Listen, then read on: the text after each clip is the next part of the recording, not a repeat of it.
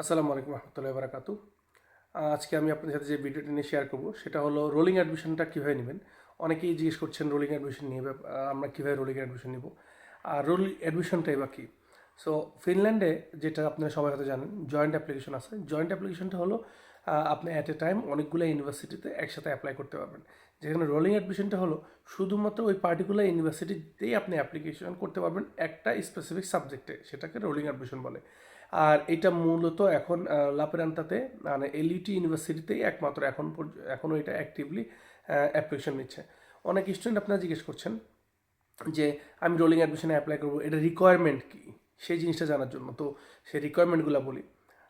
Rolling admission আসলে subject to subject requirement vary করে। যেমন যদি ধরেন আপনি ব্যাচেলার ডিগ্রিতে পড়তে চান, সেই ক্ষেত্রে আপনি রোলিং অ্যাডমিশনের জন্য আপনাকে যে জিনিসটা লাগবে আইএলটিএস 6 লাগবে।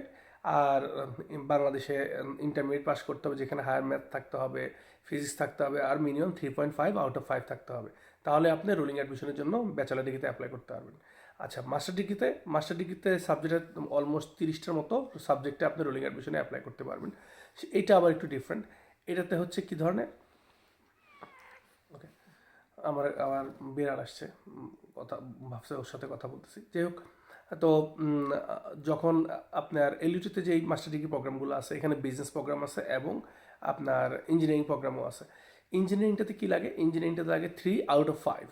তো আপনারা যেমন ধরেন যে কনভার্ট করে নেবেন, আমাদের বাংলাদেশে মোস্টলি ফোর আপনার জিপিএতে কাউন্ট করা হয় ব্যাচেলার ডিগ্রিগুলোতে।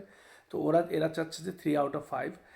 আর আপনার ধরেন যে প্রত্যেকটা সাবজেক্ট, যেমন ইঞ্জিনিয়ারিং সাবজেক্ট মিনিমাম 24 ইসিটিএস, যেটা আপনার 24 ক্রেডিট বলি আমরা যদি বাংলাদেশ হিসেব করি। ইউরোপিয়ান ক্রেডিট সিস্টেমে 24 ক্রেডিট থাকতে হবে সেই পার্টিকুলার সাবজেক্টে। আপনি যদি সেই পার্টিকুলার সাবজেক্টে 24 ক্রেডিট থাকে, দেন আপনি অ্যাপ্লাই করতে পারবেন। আপনার যেটা লাগতেছে IELTS 6, 3 out of 4, out of 5 sorry, এবং আপনার লাগছে কী বলে এটাকে, ওই যে পার্টিকুলার সাবজেক্টে 24 ক্রেডিট।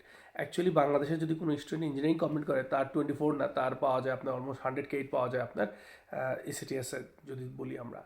100 ক্রেডিটের মতো আপনার সে ইঞ্জিনিয়ারিংয়ে কমপ্লিট করে থাকে। আবার সেম আপনার বিজনেস স্টাডি যদি করে। হ্যাঁ, বিজনেস স্টাডির জন্য যে প্রবলেমটা হচ্ছে, বিজনেস স্টাডি যারা করছেন তারা আপনার আইএলটিএস দিয়ে পারবেন না, তা আপনাদের এসএটি লাগবে। এসিটি দিয়ে স্যাট দিয়ে আপনাদের রোলিং অ্যাডমিশনে অ্যাপ্লাই করতে হবে। বাট ইঞ্জিনিয়ারিং সাবজেক্টগুলোতে আপনার শুধু থাকলেই হবে, কি বলে না, যদি আপনাদের শুধু আইএলটিএস থাকে তাহলে হবে। আচ্ছা, অনেকে জিজ্ঞেস করতেছেন আমি ইসলামিক ইউনিভার্সিটি থেকে পাস করছি, ইসলামিক স্টাডি কমপ্লিট করছি। অনেকে জিজ্ঞেস করতেছেন আমি লতে পাস করছি। অনেকে জিজ্ঞেস করছেন আমি এগ্রিকালচারে পাস করছি।